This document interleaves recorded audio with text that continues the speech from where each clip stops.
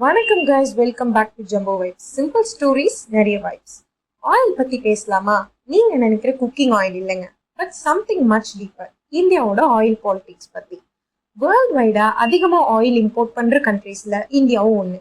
ஆமாங்க, 85% of crude oil needs are met through imports. சரி, oil எதுக்கு இவ்வளோ இம்போர்ட் பண்ணணும்? ஏன்னா இந்த ஆயில ரிஃபைனரிஸ்ல ப்ராசஸிங் பண்ணி தான் நீங்க டெய்லி போடுற பெட்ரோல், டீசல் அப்புறம் மற்ற ஃபியூல்ஸும் தயாரிக்கிறாங்க. ஸோ இப்போ உங்களுக்கு இருக்க கொஸ்டின், அப்போ இவ்வளோ ஆயிலை இங்கே எங்கேருந்து இம்போர்ட் பண்ணுறாங்கன்னு. கரெக்டா? எஸ்.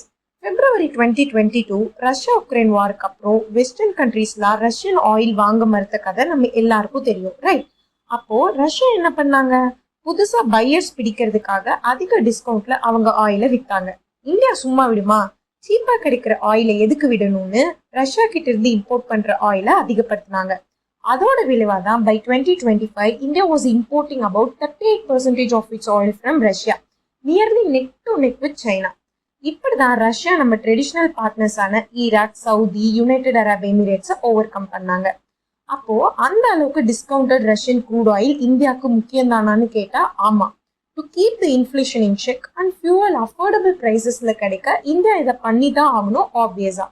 சரி, இப்போ எதுக்கு இந்த கதையெல்லாம் சொல்லிட்டு இருக்கேன்னு கேட்டீங்கன்னா, ரீசெண்டா யூஎஸ் பில் ஒன்று இன்ட்ரடியூஸ் பண்ணியிருக்காங்க, சாங்ஷனிங் ரஷ்யா ஆக்ட் ஆஃப் 2025.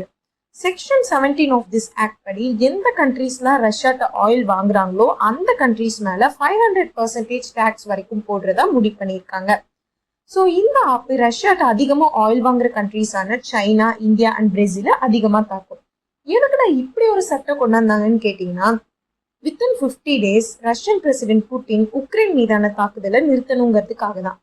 சரி, இப்போ இந்தியா என்ன முடிவு எடுத்திருக்காங்கன்னு தானே யோசிக்கிறீங்க. எப்பவும் போல நாங்க எல்லாத்துக்கும் தயாருங்கிற ஸ்டான்ஸ்ல தான் இருக்காங்க. இப்போ இந்தியா ஆக்சுவலா 40 கண்ட்ரீஸ்ல இருந்து ஆயில் வாங்கிட்டு இருக்காங்க. And we are not putting all of our eggs in a single basketங்கிற மனநிலையில தான் இருக்கும். Means it's all about balance அப்படிங்கிற ஸ்டேன்ஸ்ல தான் இருக்கும். ஸோ நெக்ஸ்ட் டைம் உங்க பைக்குக்கு பெட்ரோல் போடுறப்போ it's not just a fuel, it's a story of diplomacy, economics and national இன்ட்ரெஸ்ட்னு தெரிஞ்சுக்கோங்க. If you loved how simple this was, don't forget to hit like, drop a comment and subscribe to Jumbo Vibes for more real and relevant stories.